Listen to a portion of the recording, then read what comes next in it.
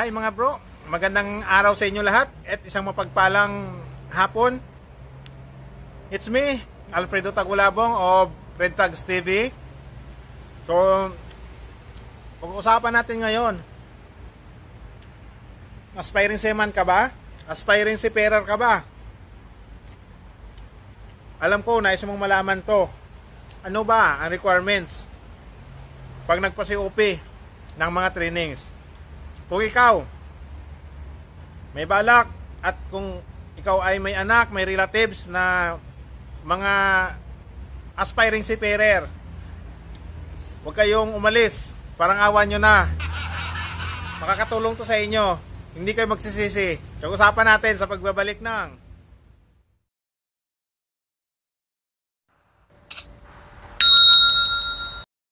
dito na tayo. Nagbabalik tayo. Ang tagabalita daw hindi natutulog, pero ang manunood natutulog. Okay, so ano nga ba ang kailangan pag nagpa-COP ng mga trainings natin sa marina? So yung mga seafarer, mga seamen, alam naman natin at alam nyo rin na ano mga kailangan. Kailangan niya ng COP bago natin magamit. Kasi kung hindi natin yan mapapa-COP, kahit anong trainings yan, kahit anong gaano pa karaming training natin, hindi natin yan magagamit sa marina. Okay, so required yan na ipa-COP sa marina. So ano nga bang kailangan? So tandaan nyo to, kukunti lang ang kailangan. So mga tatlo. Kasi una dyan, magpa-medical kayo sa accredited ng marina. Ano klase medical yan? Kasi dalawa ang medical ng mga seaman. Yung medical na para sa mga requirements lang at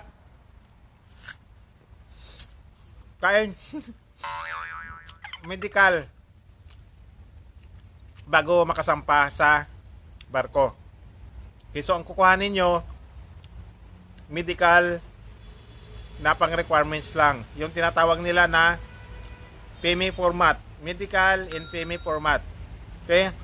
So kayo mga aspiring, huwag kayong matuwa kasi medical na kayo, makakasampa na kayo. Hindi. Ano pa lang yan? Pag requirements pa lang yan. Simula pa lang yan ng kalbaryo papasarin. Kasi yung mga trainings, gagastos ka pa dyan. Okay? So yun yung kailangan. Training, medical, NPME format. Pagkatapos, ay make sure nyo na accredited pala yung pinamedikalan nyo Kasi mamaya hindi pala accredited ng marina yon, useless, nagbabayad, nagagastos-gastos lang kayo. Okay, so pag nakuha nyo na yung medical nyo, ang result, online na agad kayo. So yun ang kailangan, medical, tapos online. Siyempre yung mga training certificate nyo na kailangan na ipa-COP. So yun lang yung tatlong kailangan. Pagka hawak nyo na yung tatlong yan, ay pagka ano nyo na yan, complete na kayo dyan,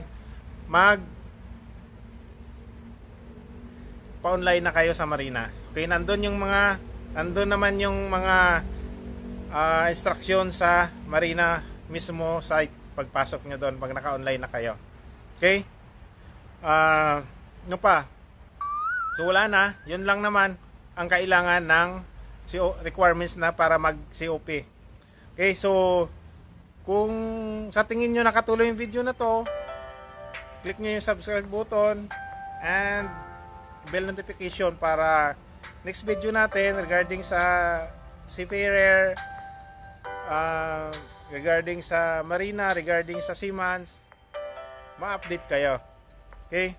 So, yun lang. Kain tayo. Bye-bye.